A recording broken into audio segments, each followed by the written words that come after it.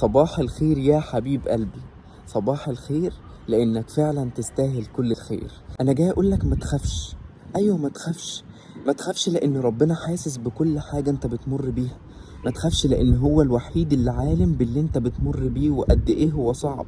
ما تخافش لان ربنا هيطلعك من اللي انت فيه دوت في الوقت المناسب. ما تخافش لان ربنا صدقني هيجبرك وهيجبر بخاطرك وهيطبطب على قلبك لانك تستاهل. ما تخافش وما تزعلش من اي حاجة ربنا بيختبرك بيها. ربنا سبحانه وتعالى الغني عن العباد كلها، فلما ربنا يختبرك او يبتليك بحاجة بسيطة كده معناه ان ربنا فاكرك، كده معناه ان ربنا بيردك اليه، كده معناه ان ربنا عايز يجبر خاطرك قريب، كده معناه ان انت تصبر وتستحمل على الشوية الصغيرين دول عشان يديلك الشوية الكتار اللي هم عطاء الله عز وجل، اللي هم جبر الله عز وجل لخاطرك، وجبر الله عز وجل لا يعوضه شيء، وجبر الله عز وجل لا يساويه شيء، وجبر الله عز وجل مفيش أحلى منه شيء في الدنيا دي كلها.